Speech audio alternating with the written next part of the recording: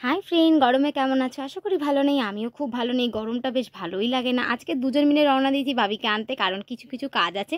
সেই কাজ আমি একা একা করতে পারবো না, তাই জন্য ভাবলাম বাবিকে নিয়ে এসে দুজন মিলে কাজটা সেরে আসবে। বুঝতেই পেরেছো কী কাজ আছে। ইলেকট্রিক বিলটা দেবো আর টুকটাক কিছু কাজ আছে, সেগুলো সেরে একেবারে বাবিকে নিয়ে আমরা তারপরে বাড়িতে আসবো। মাঝে মাঝে একটু হাজব্যান্ডকেও বলি নিয়ে যেতে। মাঝে মাঝে স্কুটিটা চালাতে আমার ভালো লাগে না, পিছনে বসতে বেশ ভালোই লাগে। আজকে বেশ পিছনে পিছনে বসে বসে যেতে যেতে আমার খুব ভালো লাগলো। হাজব্যান্ড সঙ্গে সঙ্গে যাওয়াটা কিন্তু বেশ ভালো। টুকটাক কিছু কাজ থাকে বা কিছু কেনাকাটি থাকে, যেগুলো নিজের টাকা দিয়ে কিনতে একদমই ভালো লাগে না। আমার মনে হয় সে টাকাগুলো চলে গেল এরকম একটা ভাবনা থাকে। তাই জন্য অনেক সময় কিছু কিনেও ফেলি। অনেক সময় মনে হয় একটু হাজব্যান্ডকে সঙ্গে করে নিয়ে যাওয়াটাই ভালো। কিছু কেনা থাকলে ও কিনে দিলে আমার টাকাটা বেঁচে যায়, সব থেকে বড় কথা, তাই না ফ্রেন্ড? তাই না, হাজব্যান্ডের সাথে জোর জবস্তি করে নিয়ে চলে গেলাম। বললাম ইলেকট্রিক বিলটা দেওয়ার আছে, সেটা দেওয়া হবে, আর বাবিকে নিয়ে টুকটাক কিছু কাজ আছে, সেগুলো সেরে আসা যাবে। এদিকে দেখো, বাবির বাপার জন্য এত লেট হয়ে গেছে, গেট বন্ধ হয়ে গেছে, কারণ ছুটি হয়ে গেছে আর সবাই চলে গেছে। মোটামুটি দুটো একটা স্টুডেন্ট রয়েছে, তাই জন্য গেটও বন্ধ করে দিয়েছে। বাবি তো খুবই রেগে গেছে, এত দেরি করে কেন তোমরা এসছো? ভালো কথা, আমার জন্য দেরি হয়নি সেটা ভালো করে বুঝিয়ে দিলাম। বললাম তো আমার পাপার জন্য দেরি হয়েছে। তারপরে ভাবি নাকি কটন ক্যান্ডি খাবে, তাই জন্য একটু বায়না করছিল। তারপরে দাদুর কাছ থেকে একটু কটন ক্যান্ডি নিয়ে নিলাম।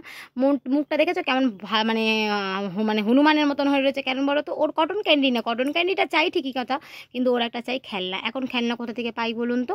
তাই বললাম এক্সামের রেজাল্টটা বেরোক, যদি ভালো রেজাল্ট হয় তাহলে তোমাকে খেলনা অবশ্যই আমি কিনে দেবো। তারপর অনেক বুঝিয়ে সুঝিয়ে হাজব্যান্ডের সাথে আমরা বেরিয়ে পড়লাম একটু টুকটাক কাজে। প্রথমত আমরা এটিএমে যাবো, মানে টাকাটা তুলবে, তারপরে চলে যাবো আমরা বিল নিতে।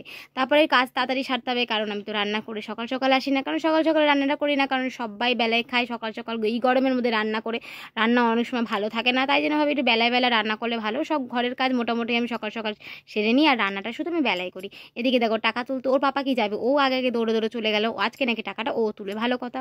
বড় বড় কিছু কাজ ও করুক, আমি বাইরে দাঁড়িয়েছিলাম। তারপরে মোটামুটি কাজ সারার পরে দুজন মিলে বেরিয়ে পড়লো। তারপরে আমরা রওনা দিলাম ইলেকট্রিক বিল দিতে, কারণ আজকে প্রচণ্ড লেট হয়ে গেছে। এমনি ওর বাবার জন্য লেট হয়ে গেছে ভাবিকে আনতে।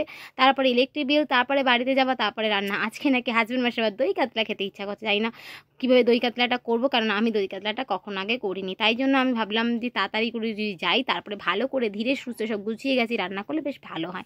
তাড়াহুড়োর রান্না কখনোই ভালো হয় না, ধীরে সুস্থে রান্না করলে সবসময় রান্না ভালো হয়, সেটাই আমি জানি। তারপরে ইলেকট্রিক বিল দেওয়ার পরে আমরা রওনা দিয়ে দিলাম বাড়ির দিকে। তারপরে হাজব্যান্ডকে আমি প্রচণ্ড পরিমাণে তাড়া করছিলাম, মানে তাড়াতাড়ি চলো, কেন ঘরে অনেক কাজ আছে। গরমের মধ্যে ওদের যত খেতে ইচ্ছা করে, আমাদের তত গরমে অস্থিরতা বাড়ে, সেটা সব থেকে বড় কথা। সেটা কে বুঝবে বলো তো? গরমের মধ্যে হালকা ফুলকা খাওয়া, আমাদেরও কাজ কমাও, সেটা কখনো ওরা বোঝে না। গরমের মধ্যে ওদের মানে খাওয়া দাওয়া বেশি বেড়ে যায়, আর আমাদের অস্থিরতা আরও বেড়ে যায়। তারপরে দেখতে পেলাম তালের শাঁস, যেটা খেতে আমি খুবই ভালোবাসি। তারপরে গরমকালের মধ্যে তালের শাঁসটা খুবই ভালো লাগে, তোমরা তো জানো। আর কার কার তালের শাঁস খেতে ভালো লাগে প্লিজ কমেন্ট করে জানিয়ে। কিন্তু তালের শাঁসটা নিয়ে সোজা রওনা দিলাম বাড়ির দিকে, কারণ বাড়িতে অনেক কাজ, হাজব্যান্ডের স্পেশাল রান্না করতে হবে। তারপরে কত কাজ। মোটামুটি আমরা বাড়িতে এসে পৌঁছালাম। দেখতে পাচ্ছ হাজব্যান্ডকে নিয়ে গিয়ে আমি কোনো লাভ করেছি কত কিছু, নিজের টাকা একদম বাঁচালাম। তারপরে ভিডিওটা ভালো লাগলে লাইক শেয়ার কমেন্ট অনেক অনেক ভালোবাসো।